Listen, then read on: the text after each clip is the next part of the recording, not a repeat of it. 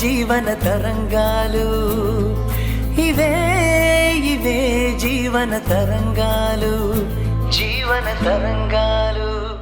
Accident చేసి జైల్లో ఉన్న మిమ్మల్ని ఎవరి హెల్ప్ లేకుండా కీర్తి ఒక్కతే అంత త్వరగా ఎలా బయటికి తీసుకురాగలిగిందో అర్థం కావట్లేదన్నదే నా ఉద్దేశం.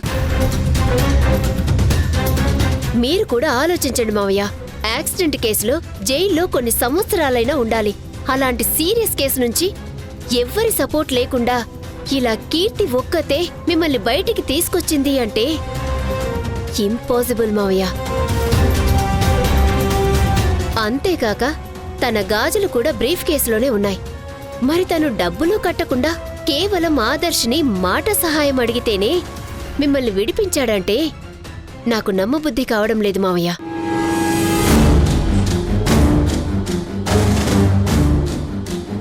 సరే, కొంచెం సేపు తండ్రి కోసం కీర్తి చేసింది కరెక్టే అనుకుందాం. కానీ కూతురు కోసం మీరేం చేశారు మావయ్య?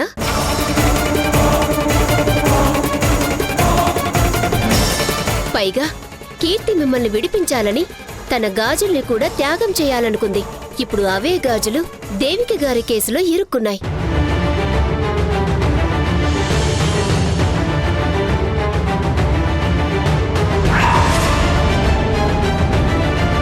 ఈ విషయం బయటపడితే దేవిక గారి విషయంలో కీర్తి ద్రోహం చేసిన మనిషిగా లైఫ్ లాంగ్ గుర్తుండిపోతుంది. కీర్తికి కూడా దేవిక గారు జైలుకు వెళ్లిన విషయంలో భాగముందని తెలిస్తే నలుగురు కీర్తి గురించి ఎంత అసహ్యంగా మాట్లాడుకుంటారో మీరు ఆలోచించారా?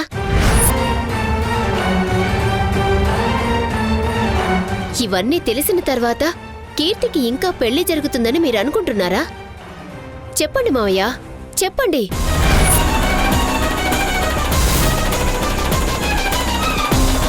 సరే దీప, నీ మాటల్లో సమస్య నా వల్లే వచ్చిందన్న సారాంశం నాకు బోధపడింది. కానీ ఇన్ని సమస్యలు రావడానికి కారణం నువ్వు నీ భర్త నా ఇంటికి రావడం.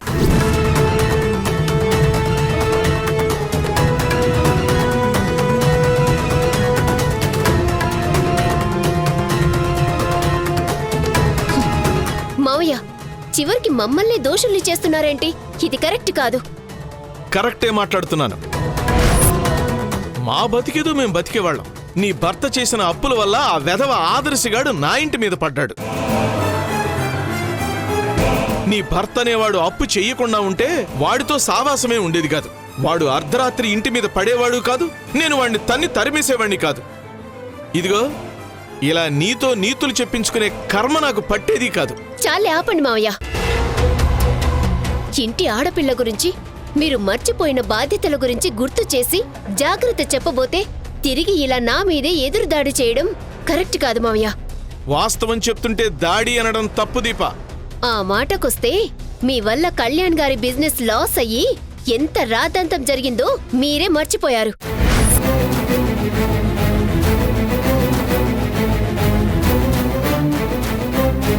ఇప్పుడు లేటెస్ట్ గా దేవిక గారి పెళ్లి ఇక్కడే చేస్తామని బాధ్యత తీసుకొని ఆవిడ్ని జైలుకు పంపారు.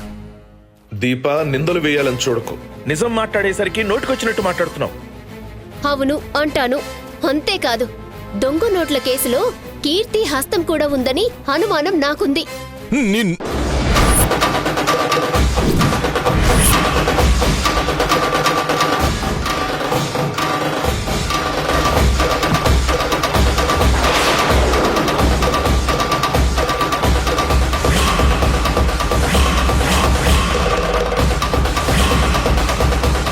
మావయ్య, రేపు నిజాలు తెలిసాక అప్పుడు నా మీద చేయి చేసుకోండి.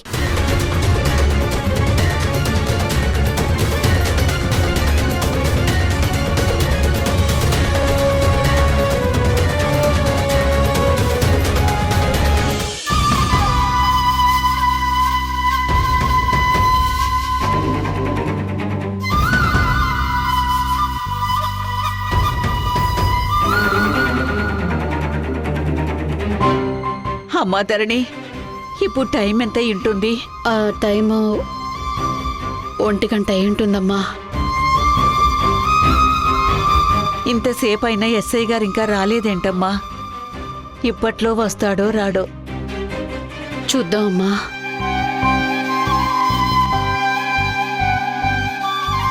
Constable, excuse me. ఏంటమ్మా? బయట మా వాళ్ళు చలికి వణికిపోతున్నారు. దోమలు కుడుతున్నా లెక్క చేయకుండా నా కోసం అలాగే ఇక్కడే ఉన్నారు. వాళ్ళు ఇబ్బంది పడ్డం నేను చూడలేకపోతున్నాను. వెళ్ళమని చెప్పినా అలాగే ఉన్నారు. నన్నేం చేయమంటారు? దోమలు కుట్టకుండా మస్కిటో కాయిల్ పెట్టమంటారా? అలా కాదండి, మా వాళ్ళతో 2 నిమిషాలు మాట్లాడే అవకాశం ఇవ్వండి చాలు. వాళ్ళకి నచ్చ చెప్పి ఇంటికి వెళ్ళిపోయేలా చేస్తాను. కుదరదమ్మా. ఎస్ఐ గారు వస్తే నాకు పనిష్మెంట్ ఇస్తారు. ప్లీజ్ కానిస్టేబుల్ గారు, 2 అంటే 2 నిమిషాలంతే.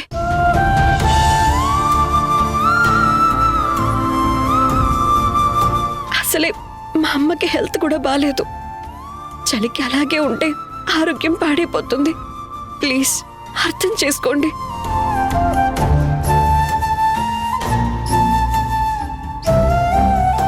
సరే, 2 నిమిషాల పైన 1 సెకండ్ ఎక్కువైనా నేను ఒప్పుకోను. అవ్వద్దండి. పర్మిషన్ ఇచ్చినందుకు థ్యాంక్స్ అండి.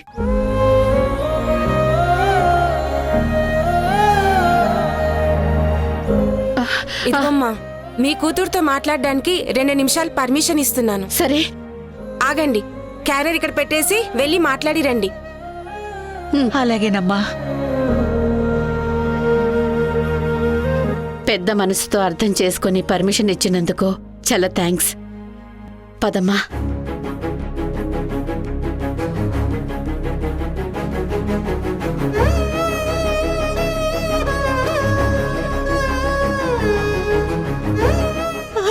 దేవిక, దేవిక, అమ్మా, అమ్మా,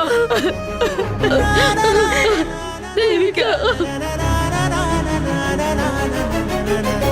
నిన్నిలాంటి పరిస్థితుల్లో చూడాల్సి వస్తుందని కల్లో కూడా అనుకోలేదే. నీ నిజాయితీయే నీ పాలిట శాపం అవ్వడం చూసి తట్టుకోలేకపోతున్నాను దేవిక. నాకేం కాదు, మీరు బాధపడకండి. ఇంకొన్ని గంటల్లో కళ్యాణ్ బెయిల్ తీసుకొస్తాడు. నేను ఇంటికి వచ్చేస్తాను.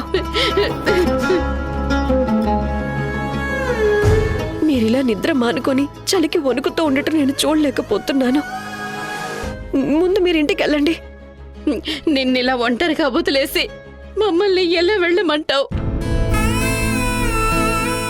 నువ్విక్కడ పస్తులతో విలవిల్లాడుతుంటే మమ్మల్ని ఇంటి దగ్గర ఎలా ఉండమంటావు? నీకోసం అన్నం తీసుకొచ్చాం, కానీ నీకు అన్నం పెట్టడానికి వాళ్ళు ఒప్పుకోవడం లేదు. రూల్స్ మాట్లాడుతూ ఎస్ఐ గారు వచ్చేదాకా ఎదురు చూడండి అని చెప్తున్నారు. కన్నబిడ్డ ఆకలితో అలమటిస్తున్నా అన్నం పెట్టలేని పాపిష్టిదా.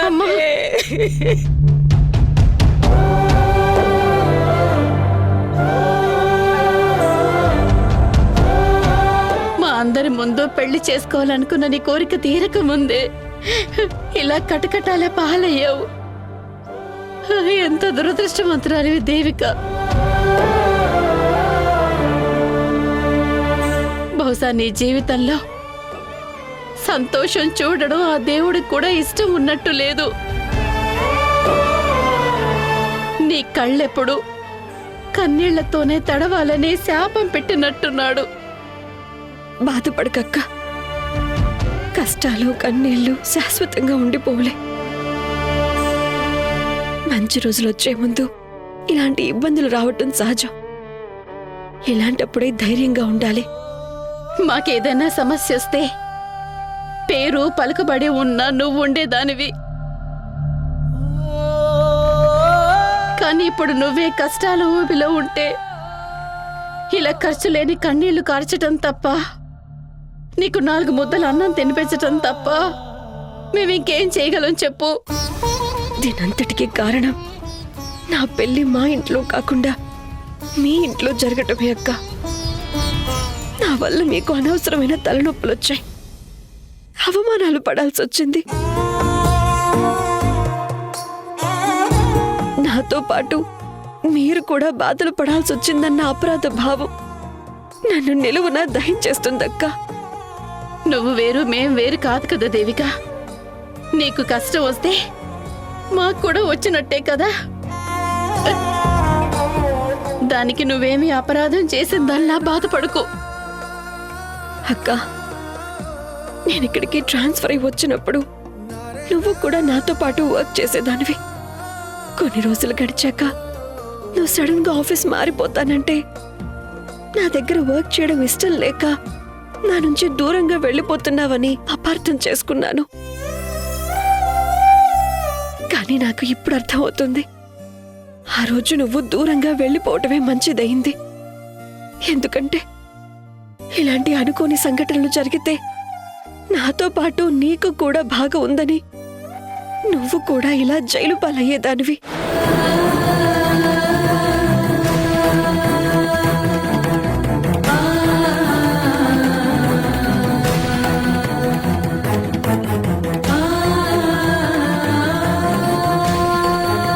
దేవికాకి ఆ గాజులు కీర్తివి అన్న నిజం చెప్పేద్దామా?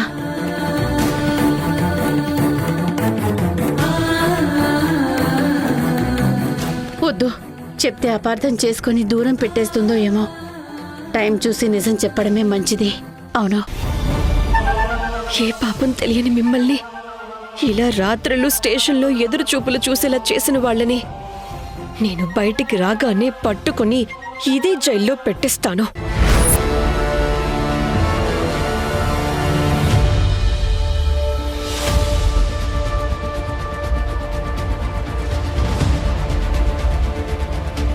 నిజాయితీతో చెలగాటం ఆడితే పర్యవసానం ఎంత భయంకరంగా ఉంటుందో చూపిస్తాను. ఇదే జైల్లో చిప్పకూడు తినేలా చేస్తాను.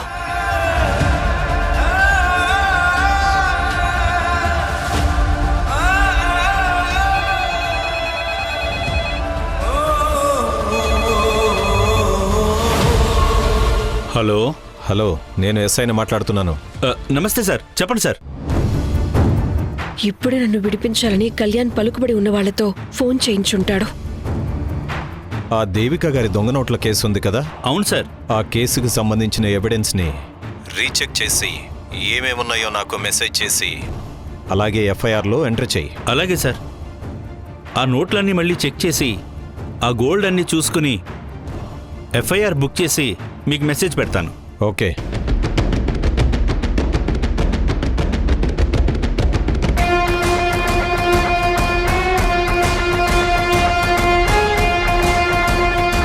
కళ్యాణ్ గురించి ఆలోచిస్తూ ఆయనే కాల్ చేసి ఉంటాడనుకున్నాను.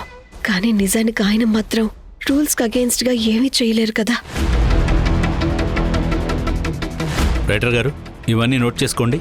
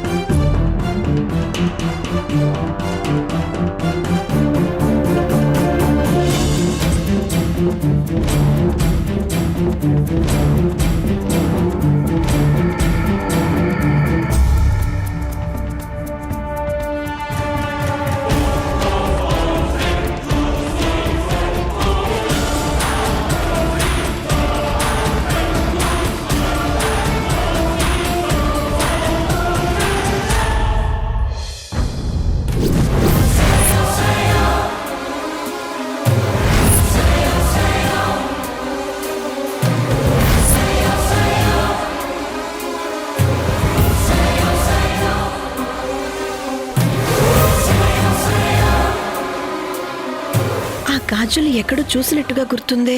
ఎక్కడ చూశాను? దేవికకి ఆ గాజులు కీర్తివని తెలిసిపోతే మేము తనకి వెన్నుపోటు పొడిచామని అపార్థం చేసుకుంటుందో ఏంటో. భగవంతుడా, మేం దూరం అవ్వకుండా చూడు తండ్రి.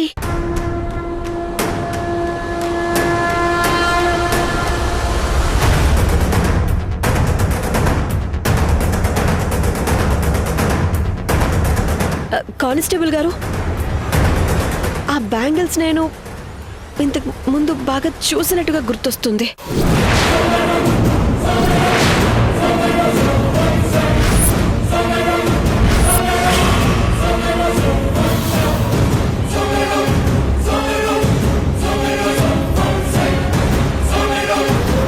అవి బ్రీఫ్ కేసులోకి ఎలా వచ్చాయో అర్థం కావడం లేదు.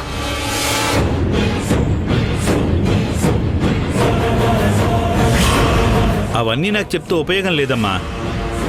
కోర్టులో నిజమేంటో తేలుతుంది. మీరు నిర్దోషని తేలితే బయటకు వెళతారు. మీరు దోషని తేలితే 10 ఏళ్లు జైలు శిక్ష పడుతుంది.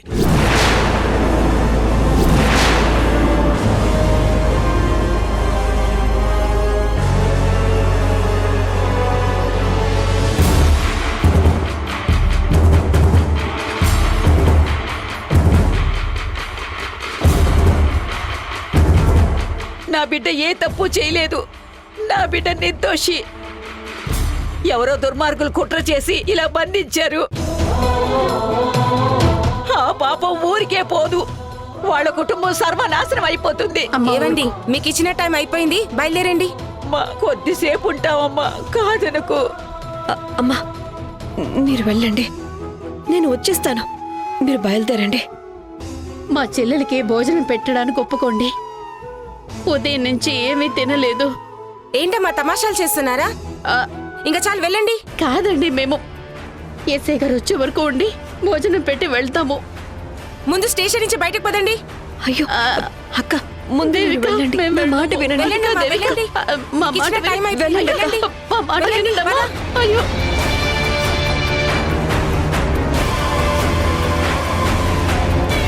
నడవండి అమ్మా, నడవండి. 2 నిమిషాలు పదండి అమ్మా, అమ్మా. పదండి. జాగ్రత్త.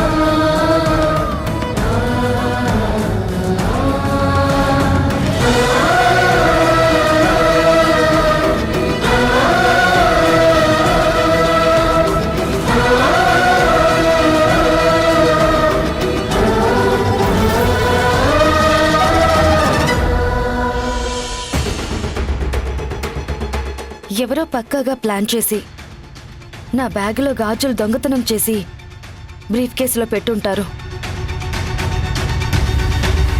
ఇంటికొచ్చిన బంధువులు ఎవరైనా ఈ పని చేస్తుంటారా? అయినా ఆ బ్రీఫ్ కేస్ ఇంట్లోకి ఎలా వచ్చుంటుంది?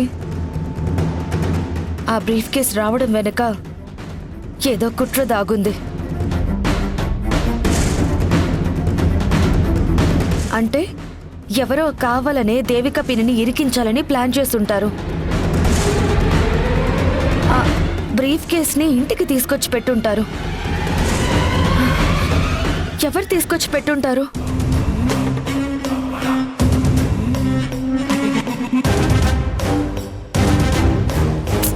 ఛ! అయినా ఒకదానికొకటి పొంతలు లేకుండా ఉన్నాయి. ఒక పజిల్లా అనిపిస్తుంది. అమ్మ చెప్పినట్టు దేవిక పిన్నికి విషయం తెలిసి నీ గాజులు బ్రీఫ్ కేసులోకి ఎలా వెళ్ళాయి అని నిలదీస్తే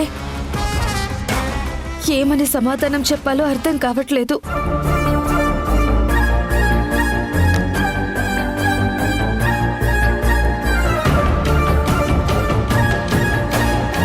ఒకవేళ పిన్నికి విషయం తెలిసినా అపార్థం చేసుకోదని అనుకుంటున్నాను.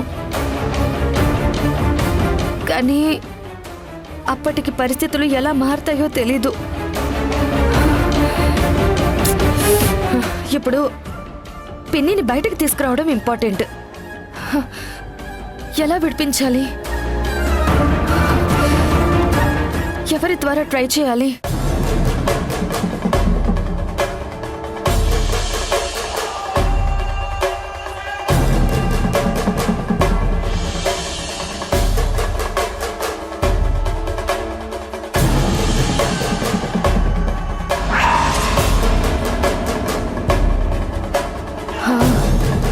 నాన్నని బయటికి తీసుకొచ్చినట్టే ఆదర్శ్ పిన్నిని కూడా బయటికి తీసుకురాగలడా?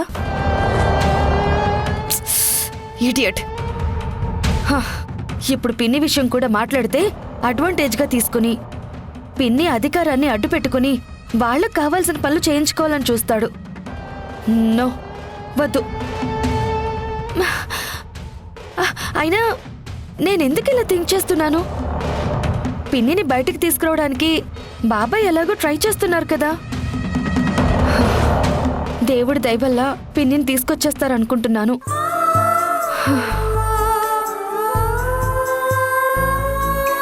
కాలం ఏదో చేసిందే లేత మనసు కథలోన కర్మ రాత రాసిందే ఎగిరిపోయే ఎదపైన ఏమో ఏదో జరిగిందే పరుగు దేశ పయనాన ఆశే వెలివేసిందే జాలి లేదు జాస్తైనా తెలియకుండా తగువేదో తలుపు తట్టి పిలిచేనా పలకకున్న పిలిపేదో నన్ను తలిచి తరిమేనా దిగమింగకుండా బాధకి ద్రోహమెవరు చేశారో దిగులు ఆగకుండా గుండెకి గాయమెవరు గీసారో నిప్పులాంటి నిజముపై నీరు చల్లిపోయారు లేత లేత పయరుని కొత్త కోసి కూల్చారు.